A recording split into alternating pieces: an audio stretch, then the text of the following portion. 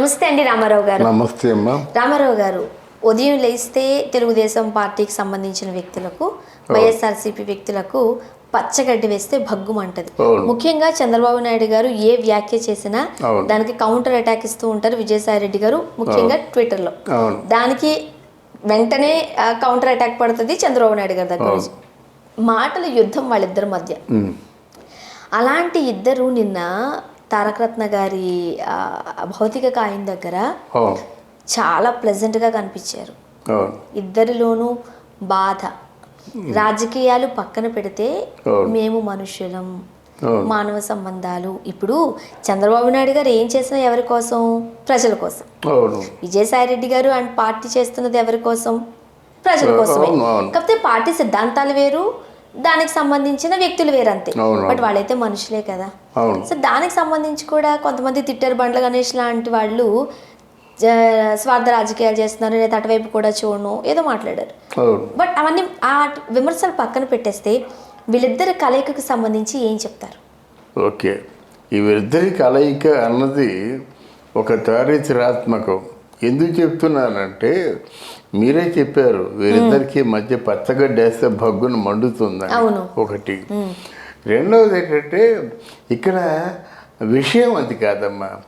ఈయన లోకేష్ పాదయాత్ర చేస్తున్నాడు.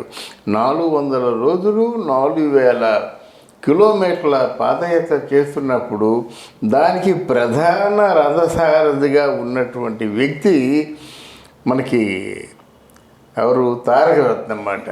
దానికి మెంటల్గా ప్రిపేర్ అయిపోయి దిగిపోయాడు. ఆయన కుడుబుదులా ఉండి నడిపించినట్టయితే ఈయనకి రాజకీయంగా మంచి మైలేజ్ వస్తుందనేటువంటి ఆలోచనతో, ఒక సత్సంకల్పంతో దిగిన వ్యక్తి తారకరత్న. అలాంటి వ్యక్తి మొదటి రోజే కుప్పకూలిపోయాడంటే చంద్రబాబు నాయుడికి ఎలా ఉంటుందంటే అది చాలా పెద్ద నిందమ్మది. అది ఆ నింద భరించడానికి సిద్ధంగా ఉన్నప్పుడు కూడా, అంటే జగన్మోహన్ రెడ్డి పార్టీ వాళ్ళు దాన్ని ఫుట్బాల్ ఆడుకుంటారన్నమాట. ఈ నిందతో తెలుగుదేశాన్ని, ముఖ్యంగా చంద్రబాబు నాయుడిని, లోకేష్ని ఎంతవరకు ఆడుకోవాలో అంతవరకు ఆడుకుంటారు. అది చంద్రబాబు నాయుడు దృష్టిలో ఉంది. ఇక్కడేంటంటే మన అలేఖ్యారెడ్డి తాలూకు అంటే స్వయంగా చిన్న నవ్వుతాడు కనుక తను వెళ్ళాలి. ఎందుకంటే ఇంటిని వదిలేసి, ఇల్లు వాకిలి వదిలేసి ఆయన నమ్ముకొని ఒక 2 బిడ్డలతో వెళ్ళిపోయింది కదా ఆయనతో. అందువల్ల అనాథ అయిపోయింది. ఆవిడ గతి ఏమిటి రేపు పొద్దున్న ఎలాగా అనే ఉద్దేశంతో విజయసాయి రెడ్డి వెళ్ళాడు. వీళ్ళిద్దరూ దూరంగా కూర్చున్నట్టయితే ఎస్ మేము శత్రుత్వాన్ని ఇంకా పెంచుకుంటున్నామని చెప్పిన వాళ్ళు అవుతారు. కానీ అక్కడ వాళ్ళిద్దరికీ మరి ఎలా కలిగిందో మనసు తెలియదు. కానీ ఇటు విజయసాయి రెడ్డి గారు కానీ, అంటే చంద్రబాబు నాయుడు స్థాయి ఒక ఎక్కువైనప్పుడు కూడా ఇద్దరు కూర్చున్నారు, ఇద్దరు మాట్లాడుకున్నారు. ఏం చేద్దామని ఈ సమస్యకు పరిష్కారాన్ని కూడా తెలుసుకోవడం వల్ల, కనుక్కోవడం వల్ల వాళ్ళిద్దరూ పెద్ద మనుషులు అయ్యారన్నమాట. బండ్ల గణేష్కే ఉంది, నీ శత్రు నీ పొంద నీ మాటల క్రెడిబిలిటీ ఏముంటుంది? ఇలా కోసుకుంటా అన్నాడు కాంగ్రెస్ పార్టీ తెలంగాణలో ఫెయిల్ అయిపోతే. ఇట్లాంటి మాటలు మనం పట్టించుకోవాల్సిన అవసరం లేదు. వాళ్ళు మంచి పని చేసినప్పుడు హర్షించండి. అంటే ఏమిటి? ఒక మూలనేమో చంద్రబాబు నాయుడు కూర్చున్నట్టయితే, ఇంకో మూలనేమో ఎవరు ఈయన విజయసాయి రెడ్డి కూర్చుంటే అప్పుడు మంచిదా? దాన్ని హర్షిస్తావా? నువ్వు పొగడ్తల వర్షం కురిపిస్తావా? నీ పొగడ్తలు అప్పుడు కాడయా మంచి పని చేశారు, మంచి పని చేసినప్పుడు హర్షించు. అంతేగాని వాళ్ళ శత్రుత్వాన్ని ఇంకా పెంచేలాగా వాళ్ళని రెచ్చగొడితే ఎలాగవుతుంది? అండ్ ముఖ్యంగా ఈ టైంలో అలేఖ్యారెడ్డికి వీళ్ళందరి భరోసా కావాలి. అవును. ఓ పక్క నుంచి తారకరత్న ఫ్యామిలీ నుంచి బాలకృష్ణ గారు 200% చేస్తున్నారు అనుకోవచ్చు ఆ అమ్మాయికి ధైర్యం చెప్పడంలో. 200% అయినా 300% అయినా ఇక్కడ బాలకృష్ణ వాళ్ళ ఫ్యామిలీకి సారథ్యం వహించిన వ్యక్తి చంద్రబాబు నాయుడు కదా. Right, అదే. నందమూరి వారి కుటుంబం అందరికి కూడా తన భుజాల మీద వేసుకొని తిప్పుకుంటున్నాడు ఇప్పుడు కదా. తారక రత్న సైడ్ నుంచి బాలకృష్ణ గారు, చంద్రబాబు నాయుడు గారు మేమున్నాం అంటూ ఆమెకు డైరెక్ట్ గా భరోసా ఇస్తున్నారు. మరి పేరెంట్స్ తరపు నుంచి కూడా మరి విజయసాయి రెడ్డి గారు ఇవ్వాల్సిన బాధ్యత ఉంది. కూతురు వరస ఎట్లా వదిలేసుకుంటాడు ఆయన? రాజకీయాలు ఈ రోజు ఉండొచ్చు, రేపు పోవచ్చు, బట్ మానవత్వాలు, మానవ సంబంధాలు ఎక్కడి నుంచి వదిలిపెడతారు? ఇవి చూసే కదా నెక్స్ట్ జనరేషన్ కి ఇలా ఉండాలయ్యా అని చెప్పడం. చాలా మానవ సంబంధాలు అన్నావు కదా, అది చాలా మంచి మాట. ఎందుకంటే ఆ మానవ సంబంధాల్లో మాధుర్యం, వీళ్ళంత మినిస్టర్లు అయినప్పుడు కూడా బేసిక్గా మానవులే కదా, మనుషులే కదా, మనసు ఉంటుంది కదా.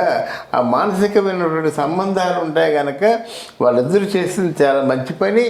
ఈ బండ్ల గణేష్ తాలూకు మాటలు మనం పెద్దగా పట్టించుకోవాల్సిన అవసరం లేదు. ముఖ్యంగా ఆ సన్నివేశాన్ని కూడా రాజకీయం చేస్తున్నారు అని అంటే ఎంత దురదృష్టకరమని కొంతమంది అభిప్రాయం అండి.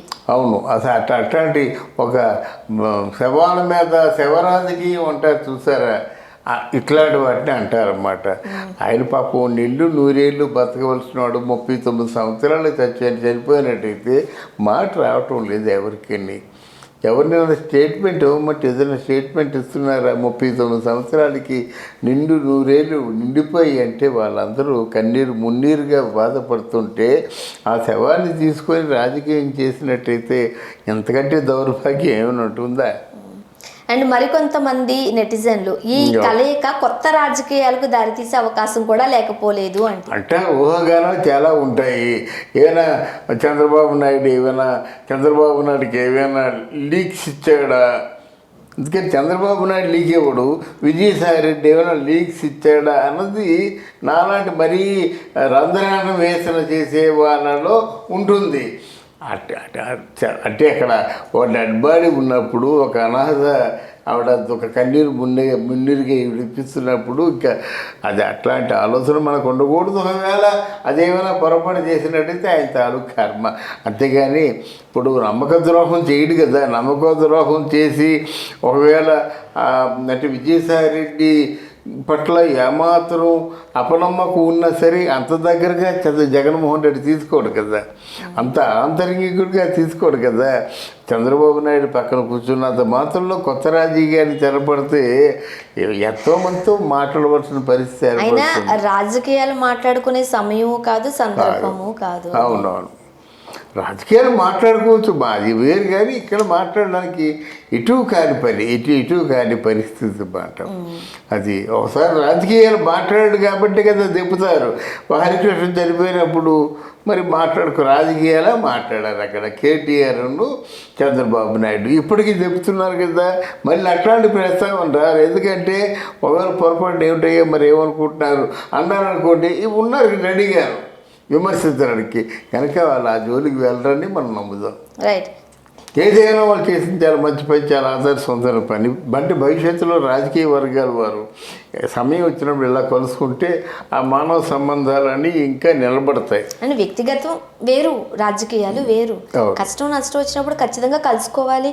అండ్ చంద్రబాబు నాయుడు గారు, రాజశేఖర రెడ్డి గారు అసెంబ్లీలో ఎంత ఒకరికొకరు మాటలు దాడి చేసుకున్నా బయట వాళ్ళిద్దరూ కనిపిస్తే ఇద్దరి ముఖంలోనూ చిరునవ్వే. అఫ్కోర్స్ చంద్రబాబు నాయుడు గారు ఫేస్ కొంచెం సీరియస్ గా కనిపిస్తుంది, కానీ ఆయన కూడా చాలా మంచిగా మాట్లాడేవారు. చాలా సందర్భాల్లో మనం చూసాం కూడా. అలా ఉండాలని మనస్ఫూర్తిగా కోరుకుందామండి. Thank you.